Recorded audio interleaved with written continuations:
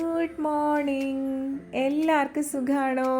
അപ്പോൾ ഞാൻ രാവിലെ തന്നെ യോഗ ചെയ്യാൻ വേണ്ടി പോവാണ്. കുറച്ചധികം വർഷങ്ങളായിട്ട് യോഗ എൻ്റെ ലൈഫ് സ്റ്റൈലിൻ്റെ തന്നെ ഭാഗമായിരുന്നു. പക്ഷെ ഇപ്പോൾ കുറച്ച് മാസങ്ങളായിട്ട് അത് ഞാൻ ഗ്യാപ്പ് എടുത്തിരിക്കുമായിരുന്നു കേട്ടോ. നമ്മൾ കണ്ടിന്യൂസ് ആയിട്ട് ചെയ്തുകൊണ്ടിരുന്നൊരു കാര്യമാണെങ്കിൽ കൂടിയും ഒരു ചെറിയ ഗ്യാപ്പ് വന്നു കഴിഞ്ഞാൽ പിന്നെ ഒന്ന് റീസ്റ്റാർട്ട് ചെയ്യാൻ കുറച്ച് പാടാണ്. അപ്പോൾ ആ ഒരു പാട് എനിക്കും ഉണ്ട് കേട്ടോ.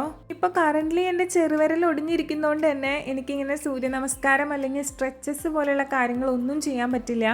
ആകെ ചെയ്യാൻ പറ്റുന്നത് പ്രാണായാമ കാര്യങ്ങളൊക്കെയാണ്. അപ്പോൾ ഞാൻ അത് മാത്രമേ ചെയ്യുന്നുള്ളൂ. എന്തായാലും മനസ്സിൽ തീരുമാനമെടുത്തു യോഗ സ്റ്റാർട്ട് ചെയ്യാന്ന്. അപ്പോൾ ഇനി കാലിൻ്റെ കാര്യം പറഞ്ഞ് അത് മുടങ്ങിക്കഴിഞ്ഞ് കഴിഞ്ഞാൽ ഇനി എപ്പോഴാണ് റീസ്റ്റാർട്ട് ചെയ്യാൻ പറ്റുകയെന്നറിയില്ല. അതാണ് മനസ്സിൽ ആഗ്രഹം തോന്നി അപ്പം തന്നെ സ്റ്റാർട്ട് ചെയ്യാമെന്ന് ഓർത്തത്. ലൈഫിൽ ഏതൊരു കാര്യത്തിലാണെങ്കിലും ഞാൻ എപ്പോഴും കോൺസെൻട്രേറ്റ് ചെയ്യാറുള്ളത് പെർഫെക്ഷനിലല്ല, കൺസിസ്റ്റൻസിയിലാണ് കേട്ടോ.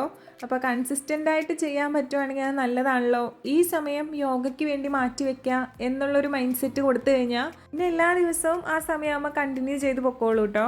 അപ്പോൾ അതുകൊണ്ടാണ് തോന്നി അപ്പം തന്നെ അങ്ങോട്ട് തുടങ്ങിയത്. പിന്നെ ഇതാ രാവിലെ ഇവിടെ ബ്രേക്ക്ഫാസ്റ്റ് പരിപാടികളൊക്കെ നടന്നുകൊണ്ടിരിക്കുകയാണ്. അപ്പോൾ ഞാൻ വിചാരിക്കുന്നത് പുട്ടും കടലയും ഉണ്ടാക്കാമെന്നാണ്.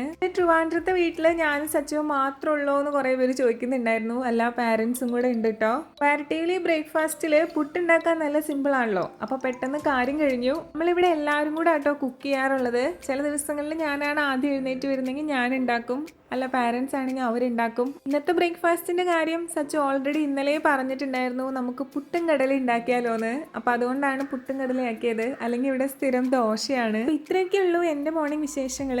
എല്ലാവർക്കും ഹാവ് എ നൈസ് ഡേ.